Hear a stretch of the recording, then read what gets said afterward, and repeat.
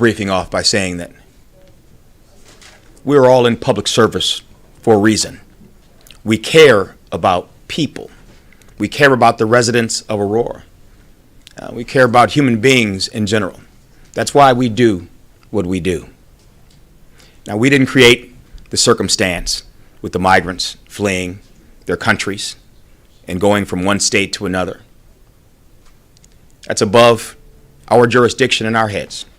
That's a federal government issue dealing with the border, and a state issue dealing with the federal government and how people come over our country lines and our border. But what we have to do here in Aurora is address those issues that we can.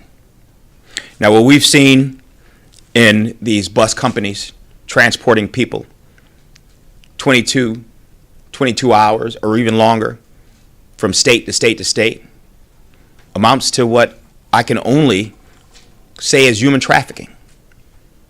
And what we've seen with some of these bus companies dropping migrants off here in the city of Aurora with no clothes to fit the circumstance here in the wintertime, with no shoes to fit the circumstance, families and children.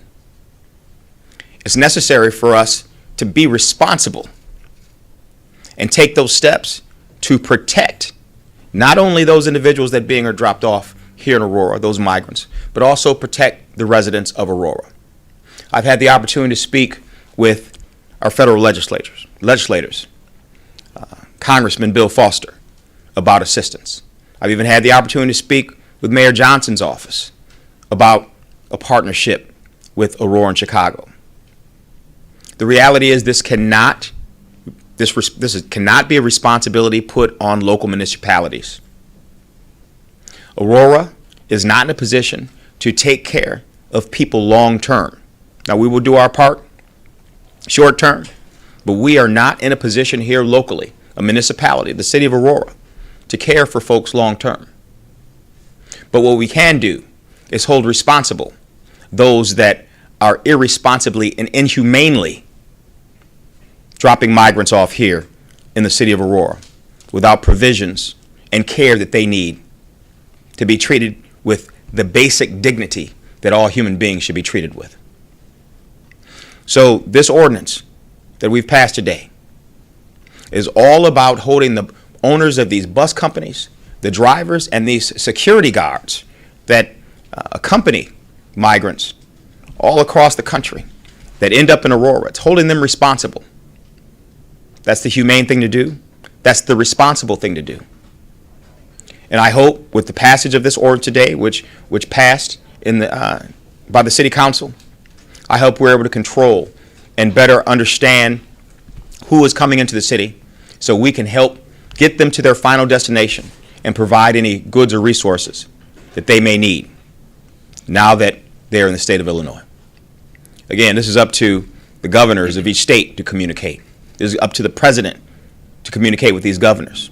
This is up to all of them to determine how we're going to deal with the issues at our border. This cannot be put on local municipalities. We do not have the resources. We do not have the facilities. We don't have the ability to take care of hundreds of people long term. But we will always do what we can. We'll always make sure people are treated fairly. But we have to hold those responsible that drop those immigrants off in the city of Aurora, and that's what this ordinance does. Questions? Does this go into effect immediately? Yes, it does. And for that question, if you could just state your name. Your Charlie Wojciechowski from Channel 5, and I have my answer. Are there any special enforcement provisions given the recent bus loads dropped off or tried to be dropped off here in Aurora, Elburn, Manhattan, and Kansas? Well, all we can do is speak for the city of Aurora, and nothing can be done till after to these bus companies and drivers and folks that transported people here till after the ordinance was passed. So effective immediately, as council just pointed out, we will be able to address those issues coming into Aurora. I can't speak for the other cities, but from now on in Aurora, we'll have the ability to monitor and hold these bus companies responsible. Mayor, One second, Dan, I'm sorry.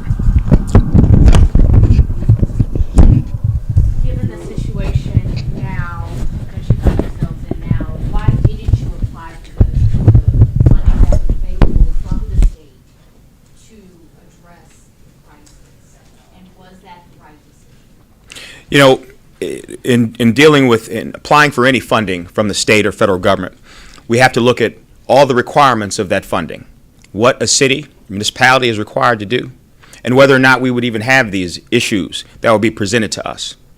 Right now, earlier this week, we did not expect that we were going to be receiving any migrants here in the city of Aurora.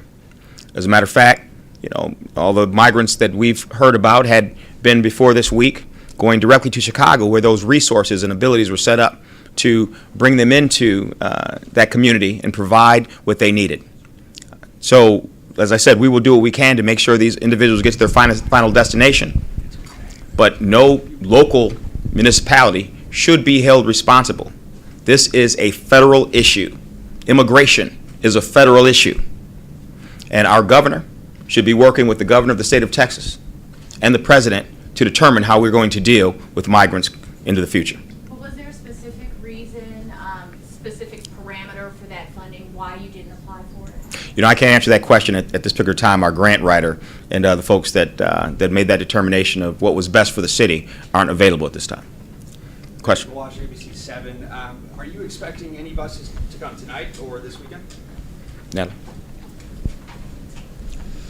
So as I had mentioned previously, we get some daily intelligence that we just know that there's buses headed out of the state of Texas, headed for the state of Illinois. I believe that intelligence for last night was there's known 4 known buses that are coming to the region up here, but we do not have any specific information that it's going to be here in Aurora or any of our partner municipalities. So there are 4 buses that you were notified about last Right. night that could come here or any other time? Could come here, you know, or anywhere else in this, you know, a little corner of our world, and that's how we get it every day. We have 4 buses leaving Texas. They're going to come here somewhere in Illinois. We don't know where. And are you guys maybe set up at the transportation center now to wait for those buses? How do you kind of know when they come in other than that notification you got? So the notification is just through intelligence and partner sharing with the partners here in the region. I pass that information to our city services here in the government, so the police department is aware, our employees at the Aurora Transportation are aware, so there really are eyes and ears out there on the ground if we happen to see a charter bus show up in town. We're not physically manning anybody to sit at ATC at this time. The reason being is because the bus deliveries are so sporadic that, you know, we could be waiting on 4 buses and then all 4 buses go somewhere else, or only 1 bus comes here. So we're really just kind of trying to play it by ear and lightly while being attuned to the fact that we know there's 4 buses today that are supposed to show up in the region. But our plan is, and I'll add to that, our plan is now that we have passed the ordinance to send notice to those bus companies that we're aware of that have been transporting migrants in and around the Chicagoland area to let them know that now Aurora does have this ordinance in effect. Mayor Sabrina with CBS 2.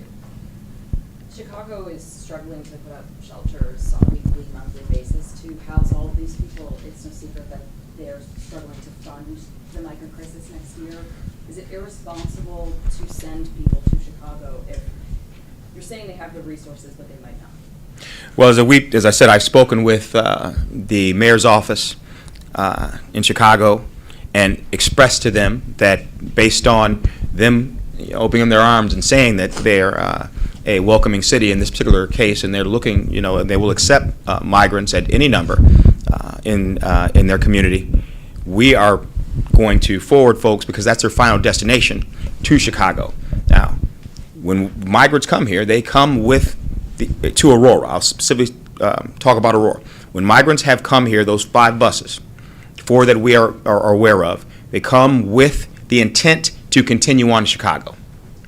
And Chicago told us, in speaking with them, that they had the ability to intake these individuals and care for them. Now, I would hope Chicago would make good on their promises to take care of the migrants. But again, that can't be a responsibility that Chicago made this promise. That can't be a responsibility put on the city of Aurora. This is not a local issue. This is a federal issue. And our federal government, along with our governors, should be working to address these issues. Mark Harrington, Delson Multimedia. Is Aurora a sanctuary city? Aurora is not a sanctuary city. Mayor, in in the event that some people choose to make Aurora their final destination, what are you working on? Are you working on anything beyond this ordinance to help people who might end up staying? You know, as pointed out during the council meeting and speaking by Ms. Weiser, you know, there are temporary support that we can give anyone coming into the city of Aurora, as we have in years past. We're known as One Aurora because we are such a multicultural mixed community here in the city. Black, white, Latino, Indian, Asian. We have immigrants that actually helped to start this community. But Aurora is not in the position to be long-term care for anyone coming into the city. I'm the mayor of Aurora. My job is to take care and provide for the residents of Aurora. And as long as I'm mayor, that's my responsibility. You know, as I said, I feel for the people around the world and around the country that have issues and that need help. But my job is to help those in Aurora who need help. We have folks in Aurora that are homeless, that are hungry, that are cold. We've got to help them first. And with our limited resources that we have to assist those, we're going to help Aurora first. Mr. Mayor, what would you like to say to the governor of Texas? Don't send migrants to Aurora unless you send them with resources to be able to take care of themselves. Any other questions? Do you have plans, you know, that it was mentioned, you know, next step Texas might be doing, we've seen that with Chicago, with bringing them on airplanes. Aurora Airport, it's owned by the city. Do they have plans right now for the jets that they can accommodate? Based on the size of the jets that are allowed to land at the Aurora Airport, the largest one would probably only hold up to about 20 or 30 people. So based on the number of people that have been put on the buses and put on airplanes into O'Hare, we don't believe we'll have that issue. However, if we need to readdress and amend our ordinance, should we have to deal with issues like that in the future, we will come back before the city council and ask them to assist. Any final question? 5 buses. 5 buses total. And the average number of people on each bus, There were anywhere between 48 up to 57. Just to add, none of them had Aurora as a destination. They all wanted to go to Chicago. The ones that stayed behind, family members were picking them up in Chicago. They just chose to stop by here closer and then pick them up. And you said that was 2 people who stayed? Or 2 males. 2 males. Everyone else, as far as you know, went to Chicago? They got on the train. I personally saw them and paid for their tickets. Any final questions? Seeing how, you know, they've walked across Mexico, they've walked across the border, is it likely that these buses could drop them off in, say, Oswego, Naperville, the surrounding counties? they've already done that. Ms. Weiser, talk a little bit about. Aurora? That's always a possibility. Right now, I mean, we're seeing it. It happened in Kankakee County, right? They just kind of dropped them off yesterday wherever on the side of the highway. We just have to be cognizant with that intelligence and just try to do our due diligence to understand where these buses are moving. Right now, we can't see a pattern. Is it train timing? Is it just time of day? You know, as the deputy mayor said, we've got different numbers of people in different bus loads. So we're trying to put the picture together as best we can with the little bit of information we receive. It is not an unlikely situation that buses would probably start dropping off to our south and to the west, but right now it would just be speculation until it ended up happening. Thanks a lot, everyone. Thank you. Thank you. Thank you. License or what? Do you want me to write it? Let's go.